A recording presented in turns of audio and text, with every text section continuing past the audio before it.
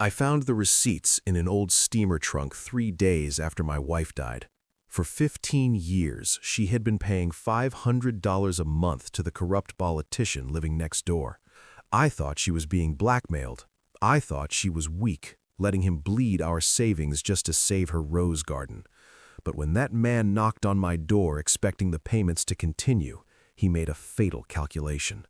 He assumed the hush money was to keep her secrets safe.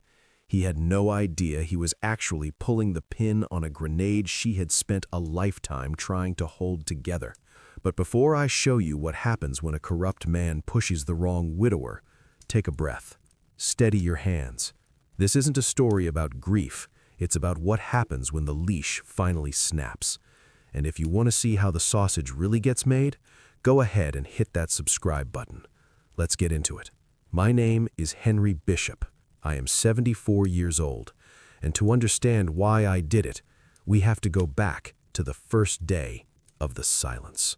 The silence in the house wasn't empty, it was heavy. It pressed against the eardrums like deep water. I sat in the wingback chair, my chair, the one with the leather worn smooth by 3 decades of evening reading, and listened to the refrigerator compressor kick on in the kitchen. It was a low, grinding hum that vibrated through the floorboards, a mechanical heartbeat in a dead rib cage. Before Tuesday, I never would have heard it. Clara usually had the radio on, low, something classical or that soft jazz station she claimed helped the plants grow. Or she would be humming herself, a subconscious noise she made while she organized the chaos of our lives into neat labeled jars. Now the compressor was the loudest thing in the world. I looked at the coffee cup in my hand. It was cold. A film of oil had separated on the surface, swirling like a nebula in the black liquid. I drank it anyway. The taste was bitter, acidic, sitting on the back of my tongue like a bad memory. I didn't get up to pour it out. Motion required a justification I couldn't currently locate. On the sideboard, the lilies from the service were beginning to turn. The white petals were curling inward, brown rot creeping along the veins like rust on a fender. The smell was cloying, a thick, sugary stench of decay that clung to the heavy velvet curtains. People send flowers because they don't know what to say, so they send death to celebrate death. It's a polite absurdity. I should have thrown them out yesterday, but the trash bin was full of casseroles covered in foil, lasagnas and tuna bakes brought by neighbors who wanted to see if the old man had cracked yet. They wanted to see the wreckage. They wanted the weeping widower, the snot-nosed grief, the shaking hands. They wanted a tragedy they could understand so they could pat themselves on the back for surviving their own Tuesdays. I didn't give it to them. Weeping is a biological error. It flushes electrolytes, swells the capillaries around the eyes, and obscures vision. You cannot assess a threat if you cannot see it. And grief, I was learning, was a threat environment. It was a siege. You don't surrender to a siege. You conserve resources. You reinforce the walls. You wait it out. I set the cup down on the coaster. Clara would have haunted me if I'd left a ring, and stood up. My knees popped, a sound like dry twigs snapping. I was 74 years old, and my body was a machine that had outlasted its warranty but was still running on maintenance and stubbornness. I walked the perimeter of the ground floor. The hallway felt narrower than I remembered. The photos on the wall seemed to be watching me. Clara and me in '85, smiling on a pier in Maine. Clara holding the prize pumpkin in '98, evidence of a life that had been abruptly decommissioned. I stopped at the entrance to the sewing room. I hadn't gone in there since the paramedics left. The door was ajar. I pushed it open with the tip of my cane. The room was exactly as she had left it, a fortress of fabric and thread. Her reading glasses were perched on the edge of the cutting table. I walked over and picked them up. The lenses were smudged with a fingerprint. My thumb hovered over it, wanting to wipe it clean, but I stopped. That smudge was a geological record. It was proof of life. I set the glasses down, precisely where I found them. On the table lay a pair of my trousers, the gray wool ones I wore for church. The hem was half pinned. The needle was still woven into the fabric, trailing a tail of charcoal thread. It had snapped, a clean break. I stared at the frayed end of the thread. It was such a small thing, a microscopic failure of tensile strength. But looking at it, I felt a pressure in my chest so acute it felt like a myocardial infarction. It wasn't pain exactly. It was the sensation of a load-bearing wall being removed while the roof was still on. The The structural integrity of my existence was groaning.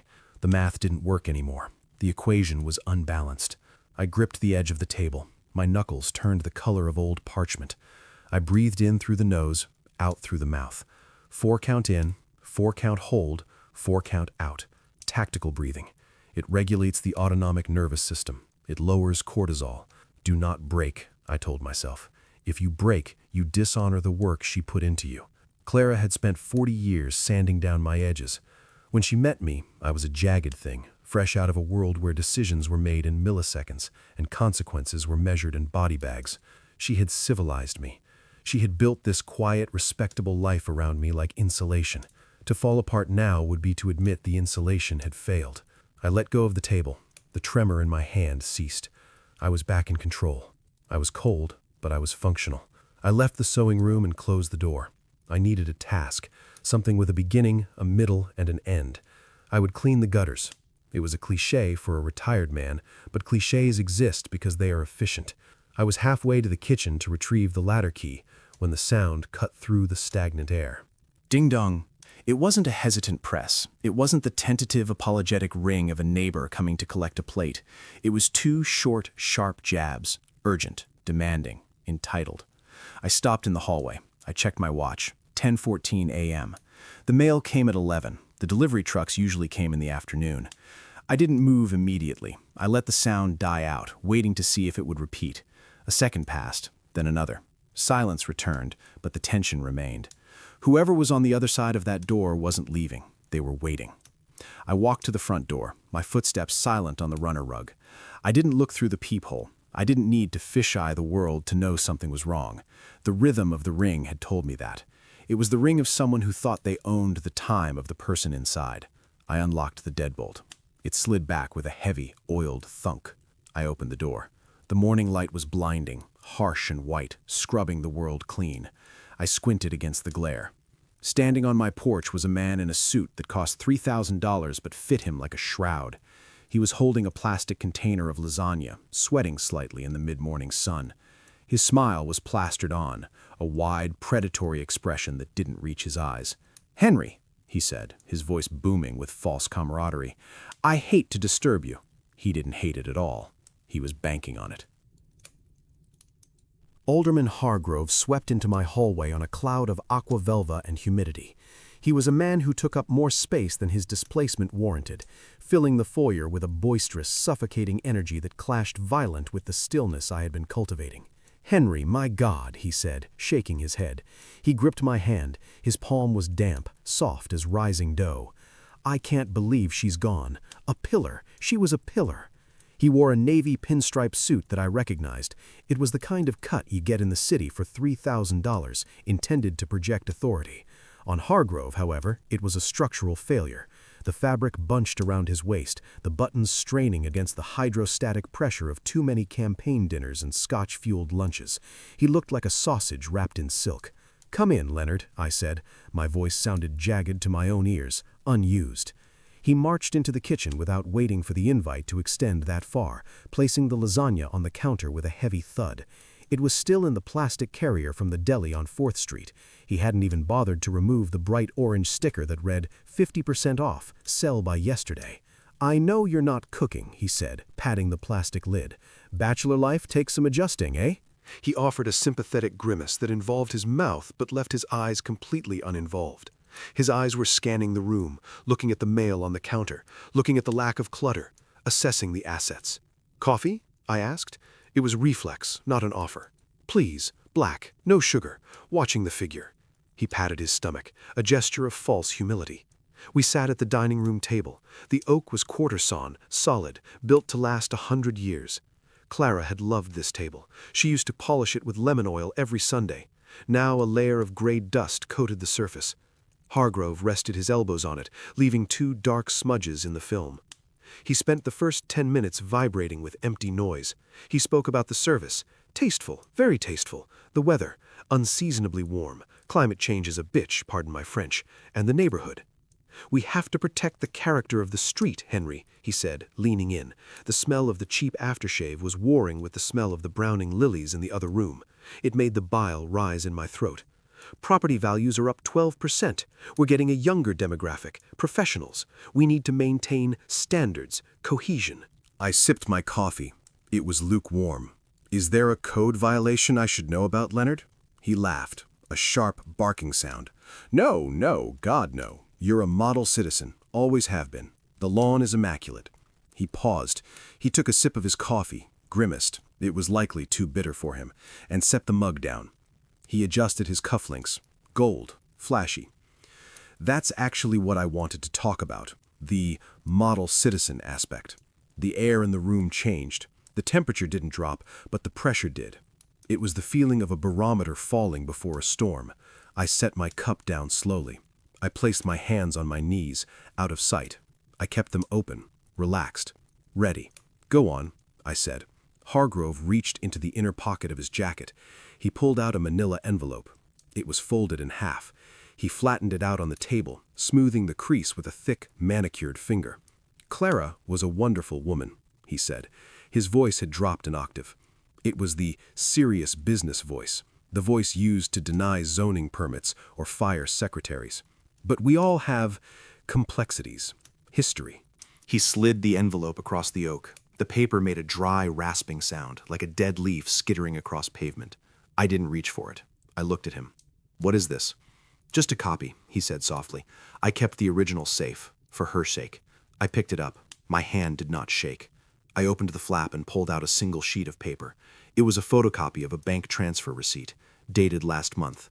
The sum was $500. The recipient was a shell company, LH Consulting, LLC. At the bottom was Clara's signature. It was unmistakable. The loop of the C, the sharp slant of the L. Seeing it felt like taking a knitting needle to the solar plexus. The world narrowed down to that ink. Why? Clara didn't have secrets. We shared a checkbook. We shared a life. Or so I thought. She was very prudent, Hargrove said. He was watching me closely now. She understood that some things from the past, well, they don't look good in the present, especially for a family of your standing.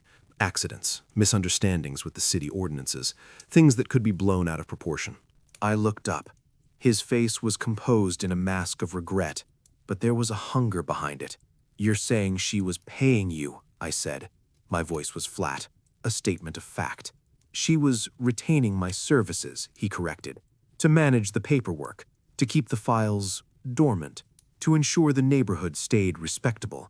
She didn't want you to be burdened, Henry. She wanted to protect your dignity. Dignity, I repeated. The word tasted like copper pennies in my mouth. It's a small retainer, he said, shrugging. Monthly, to keep the wheels greased.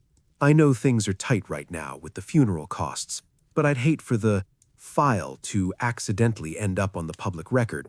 It would be a stain on her memory and a headache for you. He was smiling.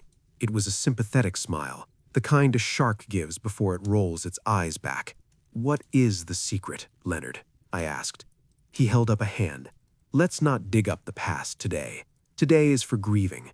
I just wanted to make sure we were on the same page regarding the subscription. Next payment is due on the 1st. He stood up, buttoning his jacket. The fabric pulled tight across his stomach. I'll let you get back to it, he said.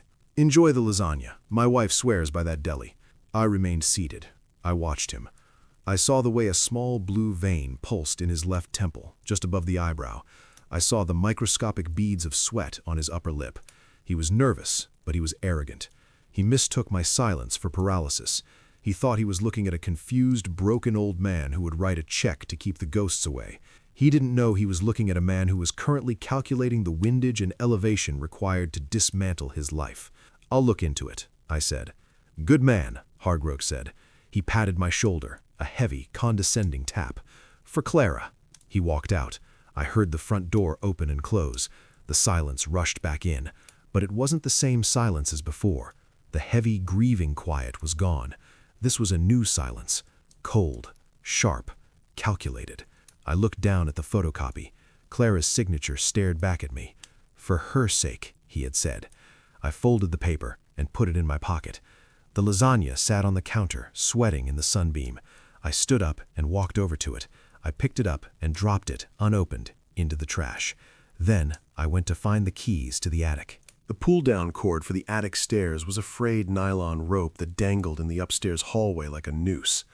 I stared at it for a long moment, my neck craning back, feeling the vertebrae grind against each other. Clara had always hated that rope. She said it was an eyesore. She had tried to braid a decorative tassel around it once, but the silk had unraveled years ago, leaving just the raw, utilitarian nylon. I reached up and pulled. The springs groaned, a rusted metallic shriek that echoed through the empty house. The wooden ladder unfolded with a series of clunks, descending like the landing gear of a damaged aircraft. Dust rained down, dry and gray, settling on the shoulders of my cardigan. I didn't brush it off. I climbed. My knees protested with every step, a dull, fiery ache under the kneecaps. Patellar tendinitis, a souvenir from a jump in Laos in '72, aggravated by 50 years of gravity. I ignored it. Pain is just information. It tells you the machine is under stress. It does not tell you to stop. The attic was a distinct climate zone. It was 10 degrees warmer than the hallway, the air thick and still, smelling of baked pine, fiberglass insulation, and the sharp chemical tang of mothballs. Sunlight stabbed through the single gable window, illuminating the suspended dust like a galaxy of dead skin and debris. I moved carefully. The floorboards were unfinished plywood, laid down in a narrow path between the joists. On either side, the pink insulation bloomed like toxic cotton candy. One misstep, and my foot would go through the ceiling of the master bedroom. I navigated the maze of our discarded history. Here was the crib from when we thought we could have children. We never did. Here were the boxes of Christmas ornaments, labeled in Clara's meticulous block letters, fragile, glass bulbs. Here was my old tackle box, rusted shut. And in the far corner, under the eaves where the roof sloped down to meet the floor, was the steamer trunk. It was green metal with brass reinforcements, battered and scarred.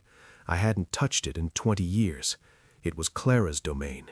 "Henry," she would say, her voice firm but terrified, "that trunk is for my things, my journals, my nonsense. You let me have my nonsense, and I'll let you have your silence." I had respected the treaty. I thought she was hiding bad poetry or love letters from a high school sweetheart. I thought she was protecting a small, innocent privacy. I knelt before the trunk. The floorboards bit into my shins.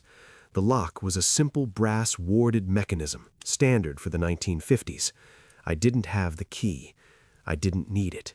I pulled a small penknife from my pocket, always carry a blade even in retirement, and unfolded the file. It was too thick. I looked around. On a nearby stack of old magazines, a paperclip held a renewal notice together. I took it. My hands were the problem. The arthritis had set in during the last 5 years, turning my fingers into stiff, uncooperative claws. I straightened the paperclip, my knuckles swelling with the effort. I bent the tip into a rudimentary tension wrench. I inserted the wire. I closed my eyes. For a second, I was just an old man in a dusty attic fumbling with a piece of junk. Then the feeling returned. It wasn't in the muscles, it was in the nerves, the tactile feedback. I felt the pins. 1, 2, 3. Click. The sound was small, but it felt like a gunshot in the silence. The hasp sprang open. I lifted the lid. The hinges screamed. The smell of lavender sachets wafted up, masking the scent of the old metal. The trunk was neatly packed. Quilts, a wedding dress preserved in blue tissue paper, a stack of romance novels, and on top, resting on the lace bodice of the dress, was a blue ledger. It was a standard accounting notebook, the kind you buy at a drugstore for $2, spiral-bound, dog-eared. I picked it up. It felt heavy, though it weighed only a few ounces. I opened it. The pages were filled with Clara's handwriting. It was beautiful script, looped and slanted, the kind they don't teach anymore. The columns were ruled in red ink. Date, recipient, amount, method. I ran my finger down the first page. It started 12 years ago. Jan 3, 2013, cash withdrawal, $200. Feb 2, 2013, cash withdrawal, $200. March 4, 2013, cash withdrawal, $200. Beside the March entry, a small note in pencil. LH, garden dispute. I turned the pages. The years went by in ink. 2014, 2015, 2016. The amounts increased. The garden dispute notation disappeared, replaced simply by initials, LH, then later, Hargrove. November 1, 2018. Check 402, $450, Hargrove. December 1, 2018. Check 403, $450, Hargrove. I did the math in my head. It was reflexive. I didn't want to calculate it, but the numbers arranged themselves. $500 a month for the last 4 years. Before that, varying amounts. $72,000. That was our trips to Europe we never took. That was the new roof we delayed for 3 years because funds were tight. That was the reason she clipped coupons with surgical precision every Sunday morning. She wasn't frugal. She was being bled. I stopped at the last entry. It was dated 3 days before she died. November 15, transfer, $500. Final? The question mark was shaky. The ink was slightly smeared as if she had closed the book before it dried, or as if a drop of water had hit the page. I sat there in the sweltering heat of the attic, staring at that question mark. I felt a physical change occur within my body. The grief, which had been a heavy, suffocating fog since the funeral, began to recede.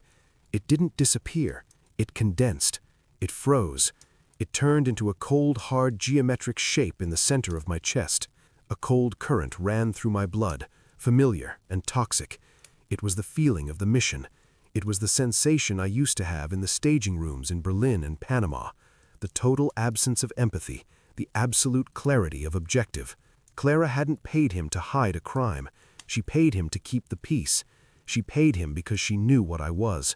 She knew that if I found out a local politician was threatening her over a zoning technicality, I wouldn't have written a letter to the editor. I would have dismantled him.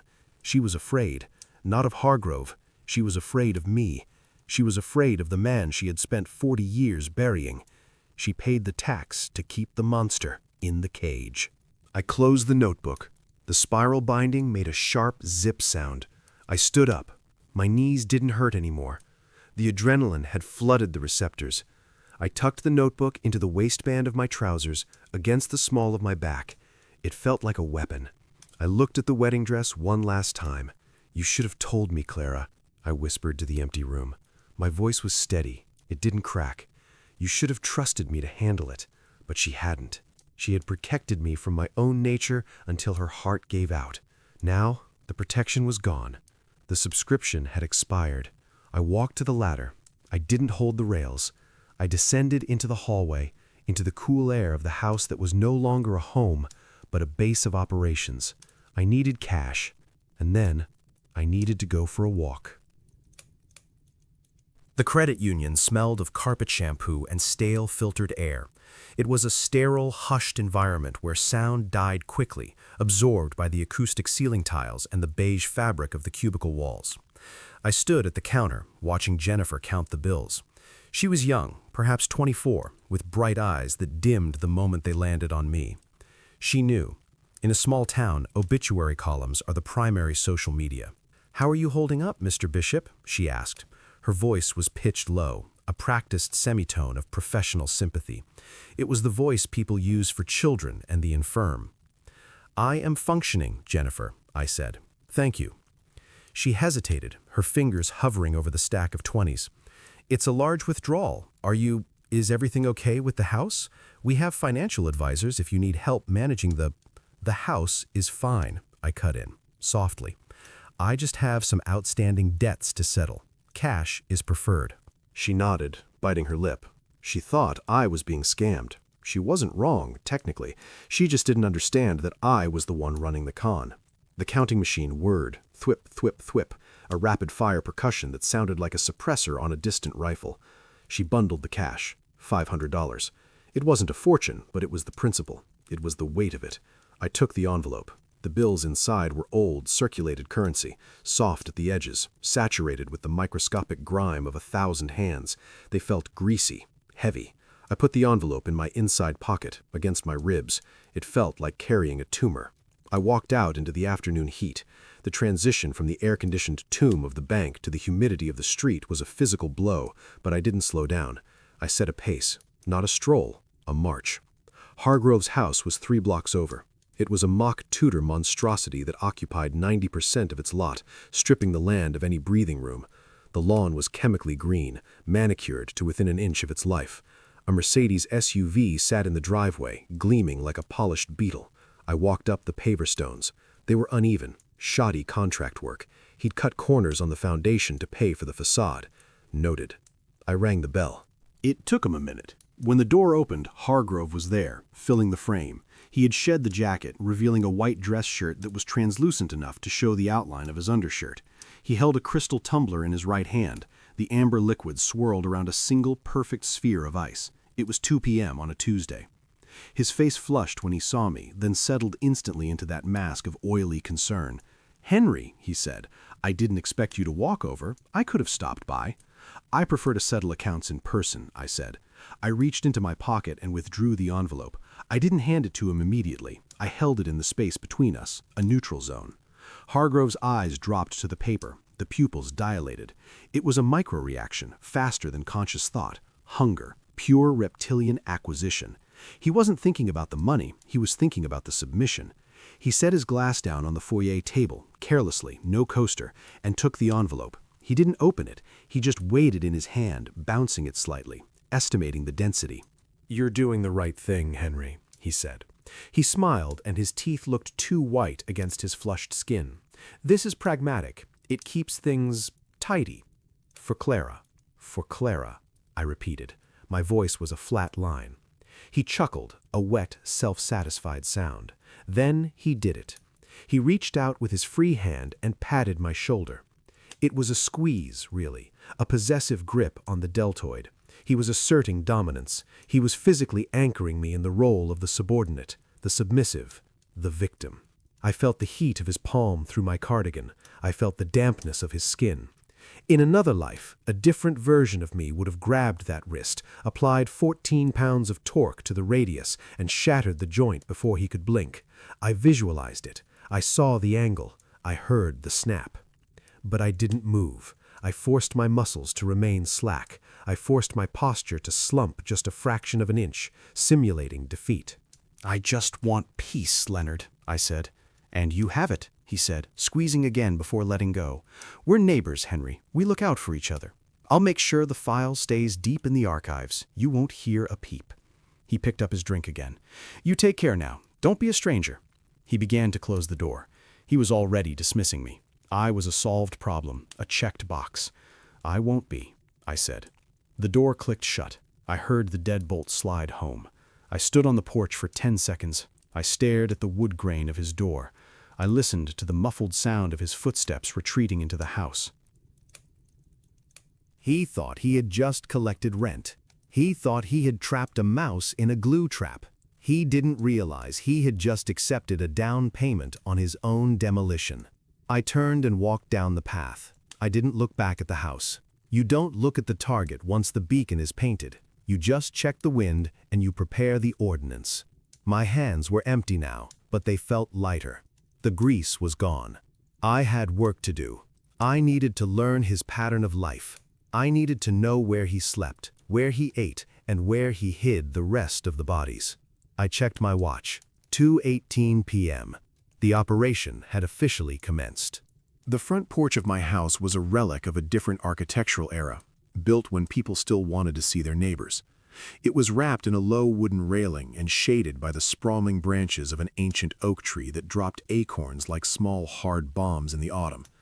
To the casual observer, I was just another fixture of the streetscape, the grieving widower, wrapped in a knitted cardigan, sitting in a rocking chair with a mug of coffee, staring blankly into the middle distance. In intelligence work, we call this natural cover. The best camouflage isn't a ghillie suit, it's a stereotype. No one looks twice at an old man. We are assumed to be vacant. We are assumed to be living in the past. They see the gray hair and the cane, and their eyes slide right off, finding no threat. I drank my coffee. It was black, brewed strong enough to strip paint. The bitterness was a grounding mechanism. It kept the senses sharp. I had reverted to protocol. The grief was still there, a vast hollow ache in the center of my chest that felt like a collapsed lung, but I had compartmentalized it. I had shoved the sorrow into a steel box and welded the lid shut. I would mourn Clara later, when the work was done. Right now, she wasn't my wife, she was the client, and Hargrove was the target. I opened the small leather-bound notebook on my lap. To the street, it looked like a diary or perhaps a crossword puzzle book. In reality, it was a pattern of life log. 7 a.m. Hargrove's front door opens. He emerged like a bear waking from hibernation, groggy, irritable, and taking up too much space. He wore a tracksuit that was too tight in the thighs, the synthetic fabric whispering as he moved. He didn't lock his front door. He pulled it shut, but he didn't check the deadbolt. Entry, security discipline, non-existent. He walked to the Mercedes in the driveway. He carried a travel mug that looked like it held a liter of liquid. He fumbled with his keys, dropped them, cursed loudly, "Son of a bitch," and bent over to retrieve them with a groan of exertion. He was loud. That was his primary signature. He moved through the world as if he expected the air to get out of his way. I watched him back out of the driveway. He didn't check his mirrors. He cut the wheel hard, the tires scrubbing against the curb, a sloppy, arrogant maneuver. He sped off down the street, doing 40 in a 25. I noted the time. Departure, 7:15 a.m. I spent the next 3 days building the baseline. A pattern of life is not established in a moment. It is a composite image built from 1,000 boring data points. I learned that he came home for lunch on Wednesdays and Fridays at 12:30 p.m., usually with a different car following him. Contractors, developers, men with rolled-up blueprints and hungry eyes. They stayed for exactly 90 minutes, long enough for a meal and a handshake deal. I learned that his wife, a thin, nervous woman who always looked like she was bracing for impact, left for Pilates at 9 a.m. and didn't return until 4 p.m. The house was empty for 7 hours, a tactical eternity. But it was on Thursday that the picture truly clarified. It was mid-morning. A landscaping truck pulled up to Hargrove's curb. 2 men got out, Hispanic, young, wearing neon vests and carrying leaf blowers. They began to work. They were efficient, keeping their heads down. 10 minutes later, Hargrove stormed out of his house. He was wearing a bathrobe and slippers, clutching a phone in one hand. He descended the porch steps not with dignity, but with the erratic fury of a man interrupted. "Hey! Hey!" he screamed. The workers stopped. The younger one cut the engine on the blower. The silence that followed was sharp. "I told you people, not before 10, Hargrove bellowed. He pointed a thick finger at the older man's chest. "I am on a conference call. Do you understand English? No noise." The worker nodded, taking off his hat. "Sorry, Mr. Hargrove. Schedule says—" "I don't give a damn what the schedule says. I pay the bills. You turn that racket off or I call the company and have you fired. Get off the property." He stood there, chest heaving, his robe falling open slightly to reveal pale, hairy legs. He looked ridiculous, but he also looked dangerous. Not in a physical sense. I could have neutralized him with a stern look, but in the way a drunk driver is dangerous. He possessed power without discipline. The workers packed up. They didn't argue. They knew the hierarchy. They got in their truck and drove away. Hargrove watched them go, hands on his hips, radiating a toxic smugness. He looked around, checking to see if anyone had witnessed his victory. His eyes swept over my porch. He saw me. He waved. "Can't get good help, Henry," he shouted across the lawn. "You have to ride 'em." I raised my coffee cup in a slow, non-committal salute. Entry 14. Abuses subordinates, reacts emotionally to minor stimuli, fragile ego. He went back inside. Friday afternoon brought the confirmation I needed. A delivery van pulled up. The driver unloaded a long rectangular box. It was sleek, branded with the logo of a high-end golf manufacturer, Callaway. Hargrove met the driver at the door. He was giddy. He ripped the box open right there on the porch, pulling out a driver. The head of the club was encased in plastic, gleaming in the sun. He took a practice swing, slicing through the air. He laughed, a booming, hearty sound that grated on my nerves like sandpaper on glass. "Beautiful!" he shouted to no one. I knew the price of that set. I had seen the ads in the magazines I read at the dentist. $2,000, maybe $2,500. That was 5 months of Clara's payments. He was swinging Clara's fear around his front yard. He had taken the money she scraped together from her grocery budget, the money she hid from me to keep the peace, and he had turned it into a titanium driver to impress his buddies at the country club. I felt the temperature in my veins drop another degree. The anger was no longer hot. It was absolute zero. I looked at my watch. 14:45 p.m. I looked at the notebook. Trash pickup Tuesday, 06:00 a.m. Housekeeper, Thursday, 10 a.m. to 14 p.m. Wife, gone daily, 09 a.m. to 16 p.m. Hargrove, predictable periods of absence, but more importantly, I had found the gaps. Every evening at 1800, Hargrove sat in his study with the blinds open. I could see the glow of his computer screen. He sat there for exactly 45 minutes, drinking scotch and typing. Then, at 1845, he went to the kitchen for dinner. He left the computer on. He left the window unlocked. He left the room unguarded. He thought the widower next door was a broken ATM. He thought I was just sitting here, waiting to die, mourning a woman he had exploited. He had no idea that I had just dissected his life into 6-minute operational windows. I closed the notebook. I finished the coffee. It was cold now, sludge at the bottom of the cup. "Nice swing, Leonard," I whispered. I stood up. I needed to go to the hardware store. There were supplies I needed to acquire, and I preferred to buy them in cash, 2 towns over. The planning phase was over. It was time to begin the acquisition. The rake was an extension of my arm. Scrape, lift, turn. The rhythm was hypnotic, a metronome counting down the seconds of the afternoon. The leaves were wet, matted against the dormant grass, heavy, sodden things that smelled of earth and decomposition. It was tedious work, but it was necessary. Order had to be maintained. If you let the perimeter slide, you let the rot in. I was working near the property line, where the hydrangeas formed a natural demilitarized zone between my sanctuary and Hargrove's sprawling pretension. The air was crisp, the kind of cold that tightens the skin and sharpens the vision. "Henry, working hard or hardly working?" The voice broke the rhythm. I didn't flinch, but the muscles in my shoulders locked. I completed the stroke, pulling a pile of wet maple leaves onto the tarp before I straightened up. Hargrove was leaning over the fence, not standing by it, leaning over it.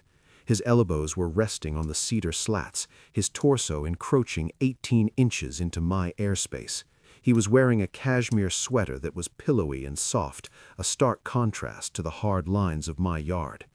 I turned to face him. I rested my hands on the rake handle.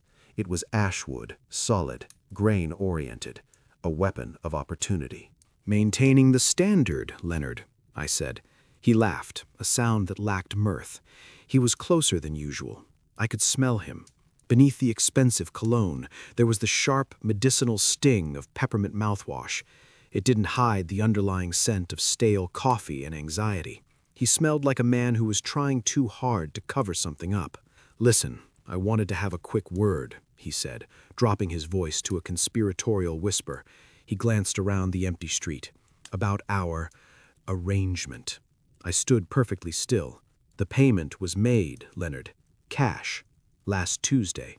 I know. And I appreciate it, really." He waved a hand dismissively. "But you know how it is, the economy. Inflation is a killer this year. Everything's up.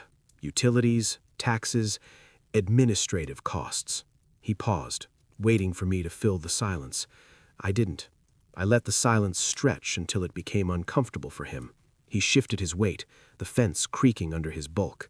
"The thing is, Henry, the file management fees have gone up to keep things secure, to keep the wolves at bay.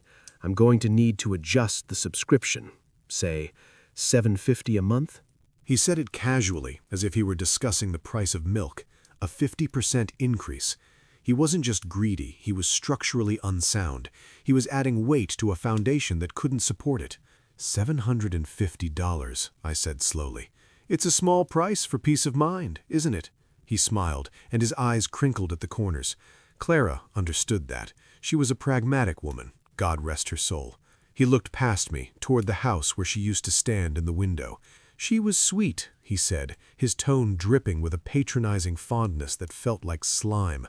Old school. She knew her place. She knew that sometimes the best way to handle a problem was to just pay the toll and keep quiet. She didn't have that chip on her shoulder like some people these days. The world seemed to vacuum tight around me. The ambient noise, the distant traffic, the wind in the trees vanished. All I could hear was the rush of blood in my ears, a sound like a river rising. Knew her place. My hands tightened on the rake handle. The wood bit into my palms. I felt the grain against my calluses. It would be so easy. A single, fluid motion. Step in with the left foot, drive the butt of the handle into the solar plexus, bring the tines down across the clavicle. He was soft. He would fold like wet cardboard. I visualized it. I saw him on the ground, gasping, the arrogance wheezing out of him in a pink froth. But that was the amateur move. That was the reaction of a man governed by emotion. I was not that man.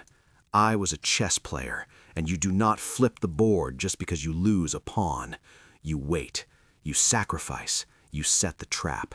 I forced my lungs to expand. I forced the red haze to recede. I looked at his neck, soft, exposed. She was very practical, I said. My voice sounded like rusted iron dragging across concrete. Hargrove didn't hear the threat. He only heard the compliance. He nodded, satisfied. Exactly. So can I count on you? First of the month? I lowered my eyes. I slumped my shoulders, rounding my back to simulate the burden of age and defeat. I made myself look smaller. I live on a fixed income, Leonard, I said, but I'll see what I can scrape together. He beamed. He reached out and patted my arm again, his hand heavy and intrusive.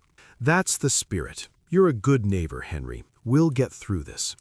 He pushed off the fence, the wood groaning as it was released from his weight. He turned and walked back toward his house, whistling a tuneless melody. I watched him go. I watched the sway of his hips, the confidence of a man who believes he is the apex predator because he has never met a real one. I looked down at the rake handle. My grip had been so tight that my knuckles were white, bloodless. I deliberately relaxed my fingers, one by one. He wanted $750.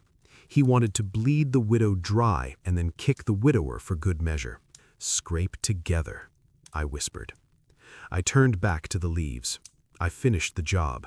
I bagged the debris. I tied the knots tight. He thought he had squeezed me for more cash. He didn't realize that he had just removed the safety catch. The escalation was no longer avoidable. It was mandatory. I needed to see the archives. I needed the ammunition. And I knew exactly who to call. The municipal archives lived in the basement of the county clerk's office, a windowless purgatory of fluorescent hum and the smell of slow roasting paper. It was a place where history went to be forgotten, buried under layers of bureaucracy and neglect. I parked my sedan 3 blocks away. I didn't want my license plate logged by the security cameras in the staff lot. Habits, once forged in fire, do not cool simply because you have retired to the suburbs. I walked to the side entrance, the one near the loading dock where the shredder trucks idled on Thursdays. There was a keypad. I didn't know the code, but I knew the man who controlled it. I pressed the buzzer. "Delivery," I said into the intercom. My voice was low, gravel rolling in a drum. "We didn't order anything," the voice crackled back, tinny, bored. "It's a return, Elias, from the class of '95. There was a pause, a long, heavy silence where I could practically hear the gears of memory grinding off the rust. Elias Thorne. I hadn't seen him in 10 years. Back then he had been a junior analyst with a gambling problem and a folder of compromising photos that would have ended his career and his marriage. I had intercepted the folder. I had burned the photos. I had never asked for a favor. Until today. The buzzer sounded, a harsh electric bleat. The lock clicked. I stepped inside. The air was 10 degrees cooler than the street, damp and smelling of mildew and toner ink. I navigated the concrete corridor, the sound of my cane tapping a steady rhythm against the floor. Click, step, click, step. Elias was waiting for me in the main stack room. He was older now, heavier, his hair thinned to a wisp of gray smoke. He wore a cardigan that had seen better decades and sat behind a desk piled high with manila folders. He didn't smile when he saw me. People from my past rarely smile when I reappear. They usually check their pulse. "Henry," he said. He didn't stand up. "I thought you were dead." "Not yet, though." "Close, though. I heard about Clara. His eyes softened, just a fraction. I'm sorry. She was good people. She was, I said. I didn't linger on it. I need to see the zoning complaints. District 4, going back 15 years. Elias sighed, leaning back in his squeaking chair. That's sealed stuff, Henry. Privacy laws. The GDPR, whatever the hell they call it now. I can't just... I looked at him. I didn't glare, I didn't threaten. I just let the weight of the year 1995 sit between us on the metal desk. I let him remember the smell of smoke in that burn barrel behind the warehouse. Elias rubbed his face with a hand that shook slightly. District 4, residential. Specific to the Bishop property and the adjacent lot, Hargrove. Elias typed something into his terminal.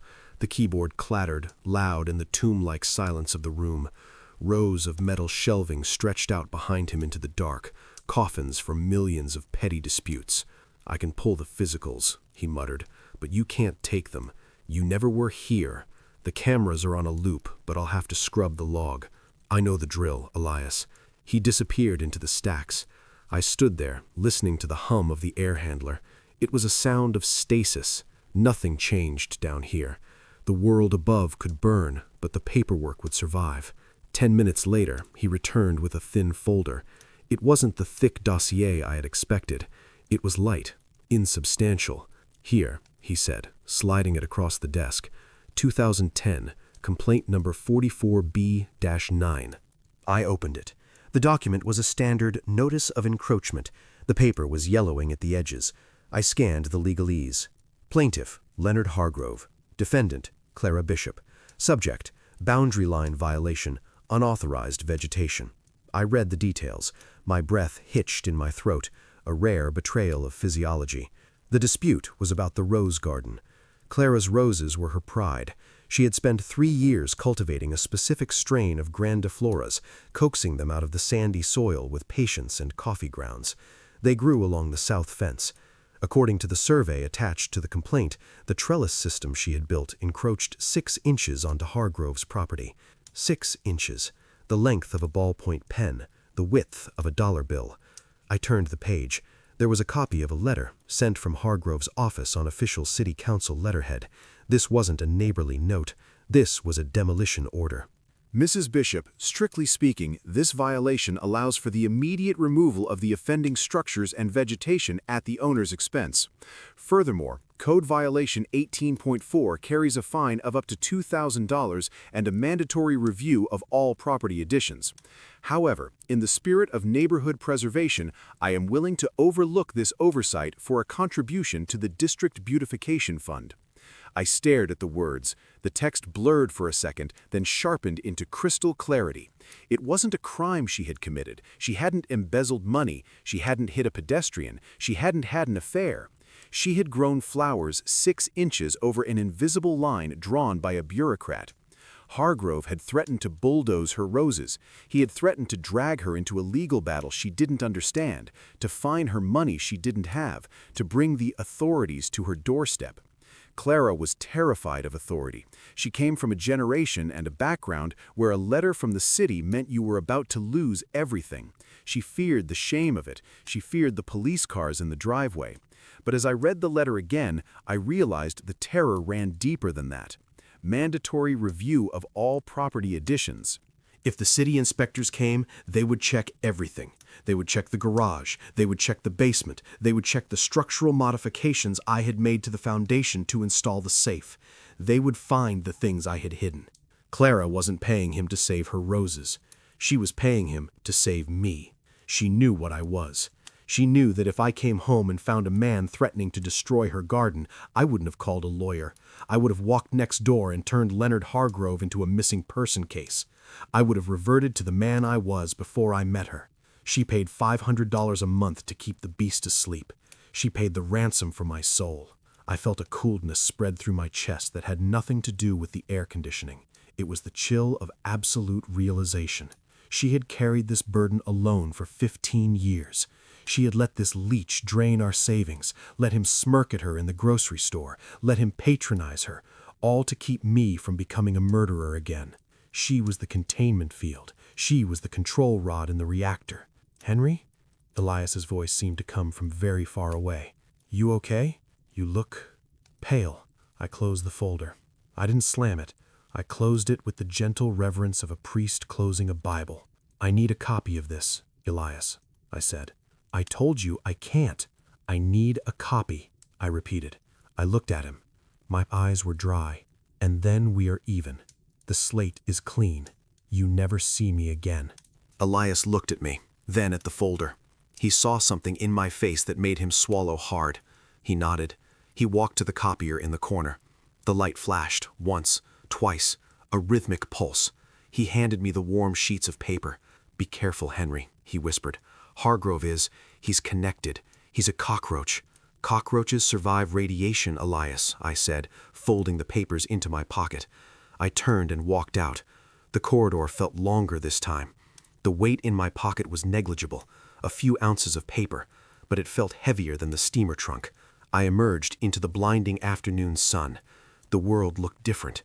The colors were sharper. The noise of the traffic was distinct. I drove home in silence. I didn't turn on the radio. I needed the quiet to process the new tactical reality. Hargrove hadn't just extorted my wife. He had weaponized her love for me against her. He had used her desire for peace to fund his lifestyle. He had made himself the architect of his own destruction, but he had forced Clara to buy the bricks. I pulled into my driveway. I looked at the rose garden. The bushes were dormant now, thorny skeletons waiting for spring. They were cut back, disciplined, but alive. I looked at Hargrove's house. The Mercedes was there. I went inside. I went to the kitchen. I poured a glass of water and drank it standing up. I had the evidence. I had the motive. I had the capability. But I wasn't going to strike yet. There was one more protocol to follow. A man of my experience does not declare war without issuing a final diplomatic warning. It separates the soldier from the savage. I picked up the phone. I dialed the number I had memorized from the side of his campaign yard signs. "Leonard," I said when he answered, "come over for coffee. We need to talk about the subscription." I pulled into my driveway. I looked at the rose garden. The bushes were dormant now, thorny skeletons waiting for spring. They were cut back, disciplined, but alive. I looked at Hargrove's house. The Mercedes was there. I went inside. I went to the kitchen.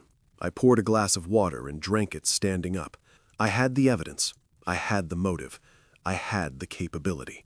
But I wasn't going to strike yet. There was one more protocol to follow.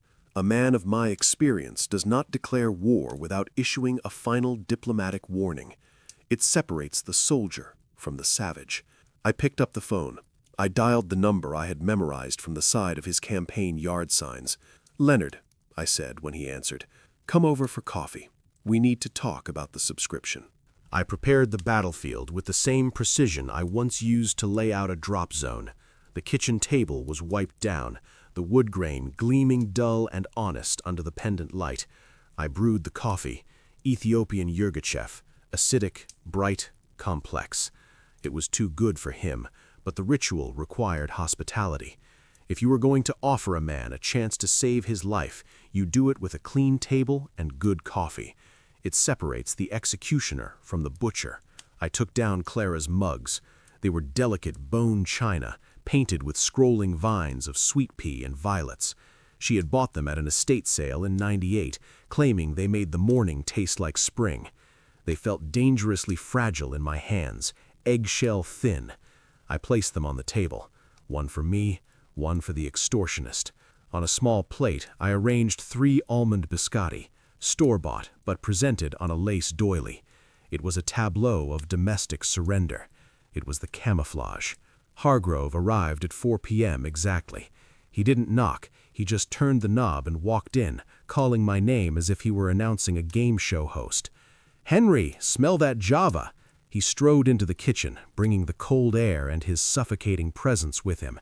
He wore a heavy wool overcoat that he didn't bother to remove, merely unbuttoning it to reveal the strain of his shirt buttons. He pulled out the chair at the head of the table, my chair, and sat down. I didn't correct him. I poured the coffee. The stream was black and steady. "Cream?" I asked. "2 sugars, plenty of cream," he said, rubbing his hands together. Need the energy. Campaign season never ends, am I right? I fixed his drink. It turned a sickly beige. I set it before him, the floral mug looking absurdly small in his fleshy grip. I sat opposite him. I didn't touch my coffee. I folded my hands on the table. "Leonard," I began. My voice was low, calibrated to carry across the table without raising the ambient noise floor. "We need to clarify the terms." He blew on his coffee, the steam fogging his glasses. "Terms?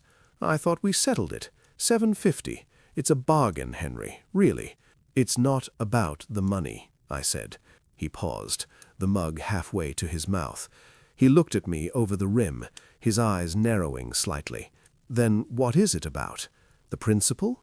Look, nobody likes taxes, but that's what this is, a tax on peace. Grief changes the landscape, Mr. Hargrove," I said. I used his formal name, a distancing tactic. "When my wife was alive, she paid you to maintain a certain equilibrium. She valued quiet. She feared disruption. She was a smart lady," he said, taking a slurp. "She was a protective lady," I corrected. "But she is gone, and with her, the necessity for that protection has evaporated." I leaned forward. I locked my eyes onto his. I didn't blink. I focused on the bridge of his nose, the spot where a headache starts. "I am offering you an exit ramp," I said, "right now, today. You stop the collections, you erase the file, you never step foot on my property again. We go back to being strangers." The air in the kitchen went still. The refrigerator hummed. The clock on the wall ticked, tick, tick, tick, marking the seconds of his life he was currently wasting. Hargrove stared at me. For a second I thought he saw it. I thought he saw the predator behind the cataracts. I thought he saw the man who had cleared rooms in Kandahar and negotiated hostage releases in Bogota. Then he blinked. The moment passed. He didn't see a threat. He saw a senile old man trying to negotiate from a position of weakness. He laughed. It was a wet, dismissive sound. "Henry, Henry, Henry," he chuckled, shaking his head. "You're dramatic. I like that. But let's be real. You're upset. You're lonely. You're lashing out." He reached for the biscotti. His hand was thick, the fingers stubby. He picked up the almond biscuit. "You don't want to fight the city," he said, wagging the cookie at me. "You don't want inspectors crawling through your crawl space. You don't want the hassle. You want to sit on your porch and drink your coffee and let me handle the ugly stuff. I am asking you to walk away," I said. It was the final transmission, the last flare before the airstrike. "And I'm telling you to relax," he said. "Don't worry your old heart about it." He bit into the biscotti. Crunch. The sound was loud in the quiet kitchen, a dry, brittle snap of baked dough and almonds. He chewed open-mouthed, crumbs falling onto his lapel, onto the table, onto the memory of the woman who had bought those mugs. "This is good," he said, spraying a fine mist of crumbs. "Almond?" I watched him chew. I watched the muscles in his jaw work. I watched the arrogance radiate off him like heat off a sidewalk. The treaty was shredded. He had mistaken a ceasefire for a surrender. He had mistaken mercy for weakness. He had eaten the bread of hospitality and spat in the face of the host. "Yes," I said softly. "Almond." I stood up. "I think you should go now, Leonard. I have paperwork to do." He finished the cookie in 2 more bites, downed the rest of the coffee, and stood up, wiping his hands on his trousers. "Think about it, Henry. 1st of the month. Don't make me send a formal notice." He patted my shoulder again as he passed, that same infuriating, possessive tap. "See you around, neighbor." He walked out. The front door slammed. I stood in the kitchen for a long time. I looked at the empty floral mug. A ring of beige sludge remained at the bottom. I picked up the mug. I walked to the sink. I washed it with hot water and soap. I dried it with a clean towel. I put it back in the cupboard, turning the handle so it faced exactly 3 o'clock, just the way Clara liked it. Then I went to the garage. The diplomatic phase was concluded. The rules of engagement had shifted from peacekeeping to kinetic. I didn't need to worry my old heart. My heart was fine.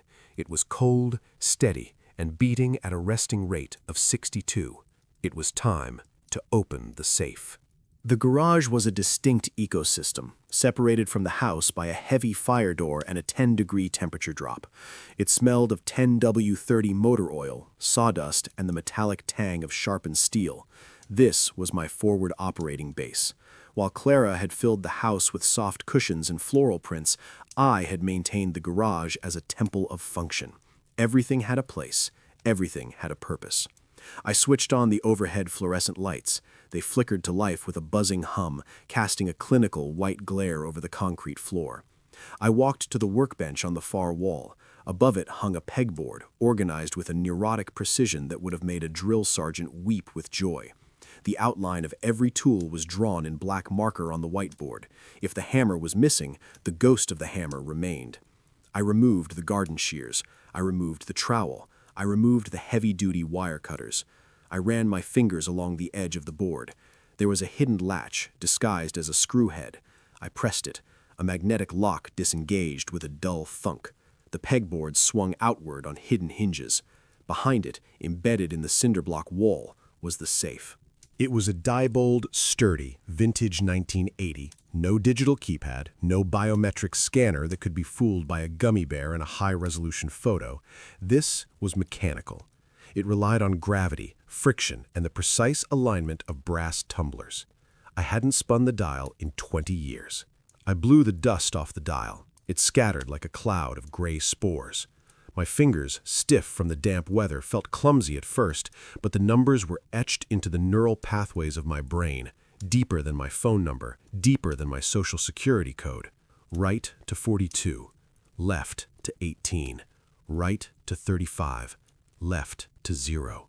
I felt the tumblers falling into place through the tips of my fingers, little tremors in the steel. Click, click, click. The handle turned. The door swung open. The smell that drifted out was the scent of the past, old paper, gun oil, and cold cash. I reached inside. My hand brushed against the leather holster first. I pulled it out.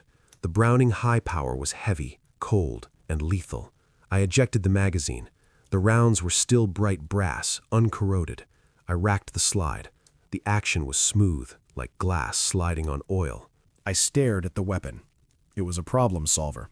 In a chaotic situation, it was the ultimate veto. If I walked next door and put 2 rounds into Hargrove's chest, the problem would be solved. But it would create a dozen new problems. Sirens, police, a trial, a legacy of violence that would stain Clara's memory. Pistols are for amateurs who panic. Pistols are for men who have run out of time and intelligence. I wasn't panicking. I had plenty of time, and I had more intelligence than Hargrove could comprehend. I placed the gun back on the shelf. I didn't need lead. I needed weight. I reached past the holster and withdrew the dossier. It was a thick, black binder. Inside were the templates I used to use for risk assessment reports, standard forms for blackmail, extortion, and the dismantling of public figures. Alongside them were the digital assets, 2 encrypted hard drives containing the surveillance footage from the last week and the raw audio files from the directional microphone I'd set up in the hydrangeas. I also took the leverage, a small velvet pouch containing the original negatives of a different investigation, collateral I had held on to for 30 years. Not for Hargrove, but for the people Hargrove answered to. Leverage isn't always about the target. Sometimes it's about the target's boss. I closed the safe. I spun the dial. I swung the pegboard back into place. I rehung the shears. The garage was just a garage again. I took the materials into the study. It was 9 p.m. The house was silent, save for the wind rattling the storm windows. I sat at my desk, the heavy mahogany one that Clara always said was too big for the room. I turned on the banker's lamp. The pool of green-tinted light illuminated the empty blotter. I opened the laptop. I didn't connect to the internet. This machine had never touched a Wi-Fi signal. It was an air-gapped silo. I began to type. This was not a letter. It wasn't a manifesto. It was a demolition order. I started with the header. Memorandum of Facts regarding the conduct and financial irregularities of Councilman Leonard Hargrove. I I cross-referenced the bank records from Clara's notebook with the photocopies from the archives. I overlaid the dates of the zoning threats with the dates of the deposits. I transcribed the audio of him admitting to the inflation of his fees. I built the narrative. In my line of work, you don't just accuse a man. You construct a cage around him, bar by bar, using his own actions as the steel. Item 1. Extortion of a vulnerable senior citizen. Item 2. Misuse of municipal authority for personal gain. Item 3. Tax evasion, estimated. Item 4. Conspiracy to commit fraud. I wrote with a cold, dispassionate fury. I didn't use adjectives. I didn't use exclamation points. I used dates, times, routing numbers, and statute codes. The text was dry, dense, and absolutely suffocating. It read like an autopsy report for a man who was still breathing.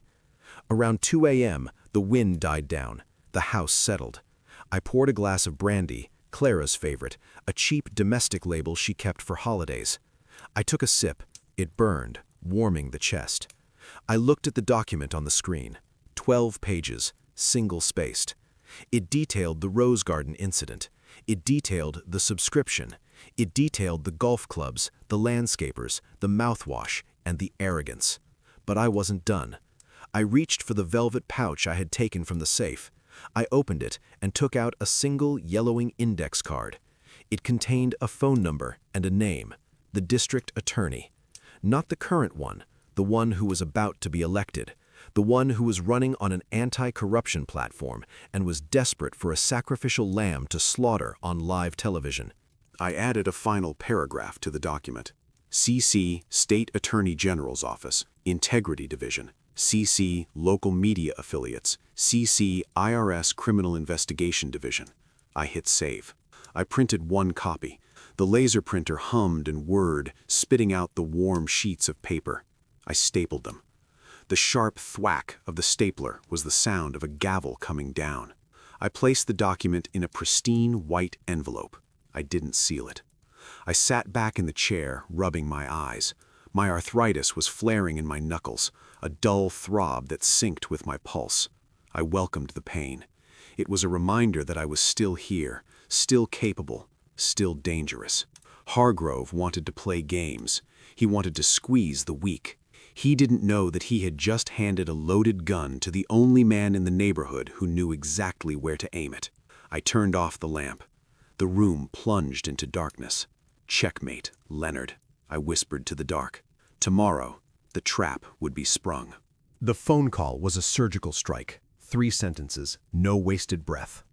Leonard, I have liquidated the assets. I have the full settlement amount. Come over an 8 to close the account. I didn't wait for his reply. I hung up. I knew he would come. Greed is a gravitational force. It pulls you in regardless of the warning signs. At 7:45 p.m., I stepped onto the porch. The night was overcast, a heavy blanket of cloud cover blocking out the moon/stars. The streetlights were humming, casting long skeletal shadows across the lawn. The bulb above my front door was a warm, welcoming yellow. I reached up. The glass was hot against my palm. I twisted it counterclockwise. 1 turn. 2. The connection broke. The filament went dark. I didn't remove the bulb. I left it loose in the socket. It looked like a malfunction. It looked like neglect. It forced the visitor to step into the unknown before they even crossed the threshold. It is a basic principle of interrogation. Remove the subject's comfort before you ask the first question. I went back inside and waited in the foyer. I didn't sit. I stood by the coat rack, blending into the shadows of the hallway. I breathed in the silence of the house. It was no longer the silence of a tomb. It was the silence of a pressure chamber. At 8:03 p.m., I heard the heavy tread of his loafers on the wooden steps. He stumbled slightly in the dark, cursing under his breath. "Damn it," he muttered. He didn't knock. He rang the bell. Those 2 sharp, entitled jabs again. I counted to 5. Let him stew. Let him wonder if the old man had fallen asleep. Let the irritation build. I opened the door. Hargrove was a silhouette against the dim streetlights behind him. He was squinting, trying to peer into the gloom of the hallway. "Henry?" he asked. "Power out?" "Just the bulb," I said. "Come in." He stepped over the threshold. He brought the cold wind with him and the smell of bourbon and anticipation. He was smiling, a reflex he used to disarm people. He expected a cup of coffee, a trembling hand, and a cashier's check for a ridiculous sum. I closed the door behind him. I turned the thumb turn of the deadbolt. Click thunk. The sound was loud. It was the sound of a steel bolt sliding into a striker plate. It was the sound of a cell door closing. It echoed in the hallway, final and absolute. Hargrove turned. He looked at the lock, then at me. His smile faltered, just for a fraction of a second before he pasted it back on. Security conscious, he joked. Smart. He looked toward the kitchen. Shall we? I could use a drink. It's nippy out there. We stay here, I said. I didn't move toward the kitchen. I didn't offer to take his coat. I stood between him and the door, blocking his retreat. I am not a large man, but tonight I occupied the space of a giant. Hargrove stopped. He looked at the empty hallway. There were no chairs. There was no table. There was just the parquet floor and the grandfather clock ticking in the living room. Okay, he said slowly, his voice losing its jovial bounce. Here is fine. You have the settlement? I reached to the small side table where I had placed the dossier. I didn't put it in an envelope. I wanted him to see the thickness of it. I wanted him to see the black binding. I held it out. Here is the reconciliation of the account, I said. He took it. He frowned. He was expecting the crisp feel of a check or the bulk of cash. He got the heavy, dense weight of paper. What is this? He asked. Open it. He flipped the cover. The light from the hallway chandelier fell directly on the first page. It was a high-resolution photograph taken with a telephoto lens 3 days ago. It showed Hargrove in the parking lot of a diner off the interstate, accepting a thick white envelope from a known contractor who had just won a bid for the new municipal park. Hargrove's face went slack. The blood drained from his cheeks, leaving them the color of uncooked dough. This, he stammered, what is this? Page 3, I said. The routing numbers. He turned the pages, his fingers fumbling. He saw the spreadsheet. He saw the transfers from LH Consulting to an account in the Cayman Islands. He saw the dates. He saw the amounts. How did you... He looked up at me. His eyes were wide, the pupils pinpricks. The arrogance was gone, replaced by the raw, naked fear of a man watching his life disintegrate. Page 7, I commanded. The zoning bribes. He turned the page. He saw the transcripts. He saw the emails he thought he had deleted. He saw the log of every time he had threatened a widow, a pensioner, or a struggling business owner in this district. He stopped reading. The folder felt heavy in his hands, pulling his shoulders down. He looked at the door, then back at me. He realized, finally, that he wasn't standing in a hallway with a senile neighbor. He was standing in a trap. "Henry," he whispered. His voice was trembling. "This is illegal. You can't... This is blackmail." "No," I said. My voice was calm. I wasn't shouting. I wasn't angry. I was simply stating the physics of the situation. Blackmail is demanding payment for silence. I don't want your money, Leonard, and I have no intention of being silent. He licked his lips. "We can work this out. I can pay you back, every cent, double. I have savings." "You don't have savings," I said. "You have debt. You have a mortgage you can't afford and a gambling habit you hide from your wife. I know about the tables in Atlantic City, Leonard. Page 12. He didn't turn to page 12. He dropped the folder. It hit the floor with a flat slap, the papers fanning out across the wood like a deck of cards. He took a step toward me. It was an instinct, fight or flight. He was bigger than me, younger. He thought for a fleeting second about violence. I didn't flinch. I watched his hands. I saw the muscles bunch. "Don't," I said. I didn't raise my voice. I just injected the command with the weight of 40 years of conflict resolution. It was the tone that stops a man from reaching for his weapon because he knows with absolute certainty that he will not be the one to use it. He froze. "You are not a violent man, Leonard," I said. "You are a soft man who bullies women. Do not confuse your size for capability." He slumped. The fight went out of him as quickly as it had arrived. He looked at the locked door. He looked at the folder on the floor. "What do you want?" he choked out. I stepped closer to him. I could smell the sweat breaking out on his skin, sour, sharp, the scent of a prey animal. I want you to listen, I said, because the next 5 minutes determine whether you leave this house as a free man or in handcuffs. The silence that followed my ultimatum was brief. It was shattered by the predictable, desperate noise of a bureaucrat cornered.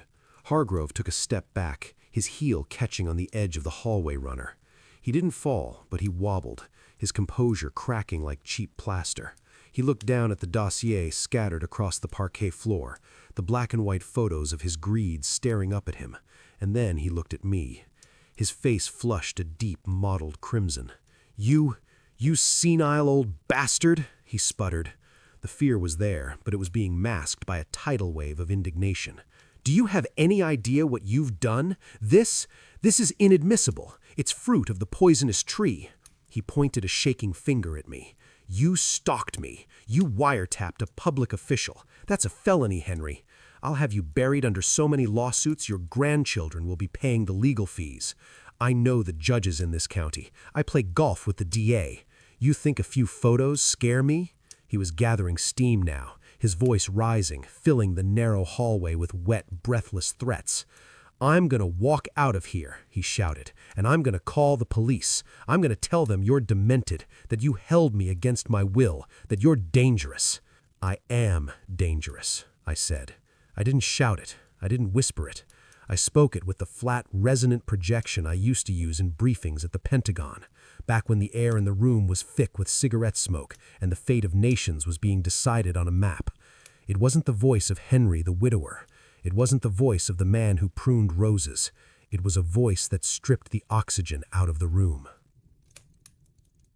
Hargrove stopped mid-sentence. His mouth hung open, a slack O of surprise. The sudden change in acoustic pressure confused him. He blinked, looking at me as if I had just shed my skin.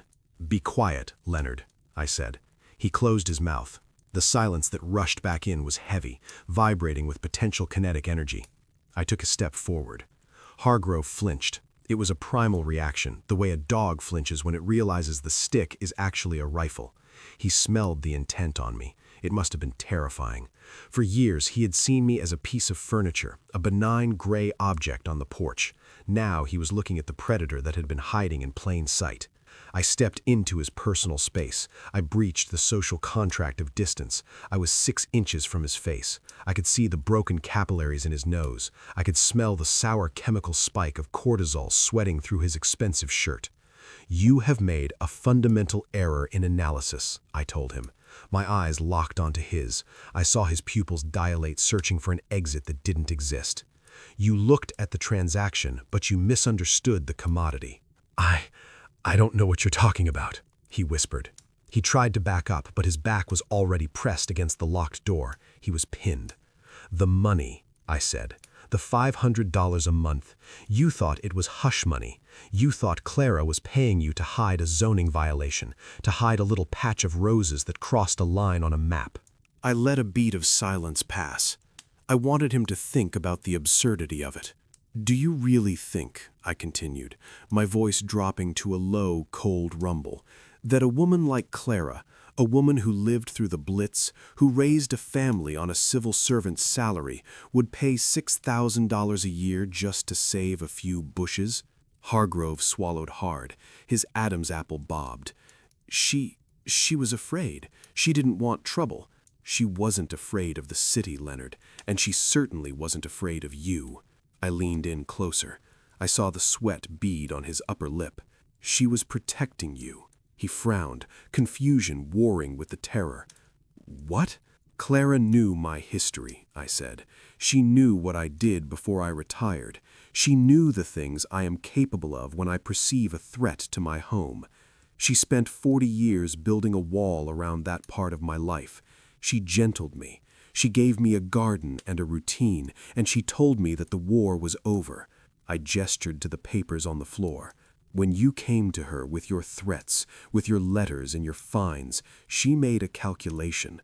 She knew that if I found out, if I knew a small corrupt man was trying to bully her, I wouldn't have written a letter to the editor."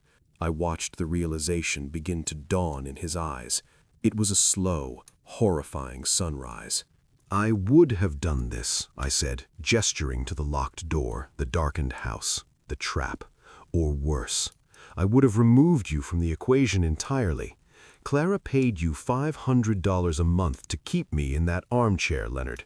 She paid you to ensure I never had a reason to dust off my skill set. I saw him tremble. The magnitude of his mistake was crashing down on him. He hadn't been extorting a helpless old woman. He had been charging a fee to keep a tiger in a cage, and he hadn't even known the tiger was there. She was the leash, you arrogant fool, I said. The words tasted like ash and iron. She was the only thing holding back the tide. She paid for your safety with her grocery money. She bought your life on an installment plan. I stared at him until he looked away, unable to hold the weight of my gaze. And you, I whispered, you just cut the leash. Hargrove slid down the door slightly, his legs turning to water. He looked at his hands, then at the floor. He looked small. The suit didn't fit him anymore. The bluster was gone.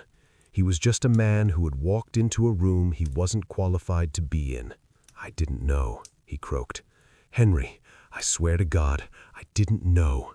Ignorance is not a defense. It is a liability.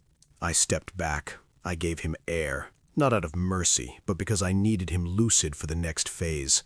I needed him to understand the terms of his surrender. Pick up the papers, I commanded. He hesitated, then scrambled to his knees. He gathered the photos, the spreadsheets, the damning evidence of his small, dirty life. His hands were shaking so badly he crumpled the edges of the pages. He clutched the dossier to his chest like a shield. He looked up at me from the floor. He looked like a child waiting for a beating. Get up, I said. He stood, using the doorknob for support. He was gray, sweating, and broken. The demolition was complete. The structure of his ego had collapsed. Now, I said, pointing to the phone on the hallway table, the old rotary phone that Clara loved, we are going to make a call, and then you are going to leave.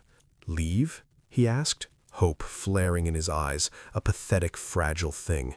You are going to leave this house, I said, and then you are going to leave this life. I walked to the kitchen to pour myself a glass of water. I didn't look back to see if he was following. I knew he was. He had no other choice. The leash was gone, and he was staring into the jaws. Physicality is crude. It is the recourse of men who lack vocabulary and leverage. I didn't need to put my hands on Leonard Hargrove to break him. Gravity and the truth had done the work for me. I stood back, creating a corridor of air between us. I pointed a single steady finger at the heavy oak door. The terms are non-negotiable, I said. My voice was quiet again, returning to the register of the suburban widower, but the steel underneath was now visible to the naked eye. You are going to walk out that door. You are going to go home. You are going to draft a letter of resignation to the council, citing health reasons. You will email it before midnight. I will be checking the municipal server logs. Hargrove nodded. His head bobbed loosely on his neck, like a marionette with a cut string. He was clutching the dossier to his chest so tightly the plastic cover was crinkling. Tomorrow morning, I continued, you will call a realtor. You will list your house. You will accept the first reasonable cash offer. But, he whispered, his voice thin and reedy, the market, my equity. Your equity is your freedom, Leonard. Spend it wisely. I took a step closer, and he flinched, shrinking against the doorframe. You are going to move. Not to the next town, not to the next county. You are going to put 3 time zones between us. West Coast, maybe Alaska. Somewhere the winters are long and the people don't ask questions. I reached past him and unlocked the deadbolt. Thunk. The sound was loud in the silence. I opened the door. The night air rushed in, cold and cleansing, smelling of damp earth and coming rain. It cut through the sour stench of his fear. If I see you in this county after Sunday, I said, I will send the copies. I will send them to the DA, the IRS, and the local news. And then I will come for a visit. And I promise you, I will not be as gentle as Clara was. Hargrove looked at me one last time. His eyes were wet, rimmed with red. He looked at the old man in the cardigan and saw the abyss. "Sunday," he mumbled. He stepped out onto the porch. He almost missed the first step. His legs were unreliable, shaking with the aftershocks of the adrenaline crash. I watched him stumble down the walkway. He didn't look back. He moved like a ghost, a gray shape dissolving into the darkness of the street he thought he owned. I watched until he crossed his property line. I watched until his front door opened and closed. I stepped back inside. I locked the door. I threw the bolt. I engaged the security chain. The house was quiet, but it was no longer the hollow, pressurized silence of the last week. The static was gone. The hum of the refrigerator sounded just like a motor, not a threat. The air felt lighter, as if the atmospheric pressure had finally equalized. I walked down the hallway. I looked at the floor where he had stood. There was a scuff mark from his loafer on the parquet, a black smear of rubber. I went to the kitchen. I didn't have a mug to wash. I hadn't offered the bastard a drink in the end. But I wet a rag with hot water and vinegar. I walked back to the hall. I got down on my hands and knees. My joints popped, a dry, rhythmic percussion. I scrubbed the scuff mark. I scrubbed until the wood squeaked. I scrubbed until the last physical trace of Leonard Hargrove was erased from my home. I stood up, wincing as my back straightened. I was tired. It was a bone-deep weariness, the kind that comes after a long deployment. I went to the sideboard in the dining room. The crystal decanter sat on a silver tray, catching the light from the street lamp outside. I poured a measure of brandy. The amber liquid swirled in the glass, heavy and rich. I picked up the silver-framed photograph that sat next to it. Clara. She was smiling. That soft, secret smile she used to give me when I came home from a trip.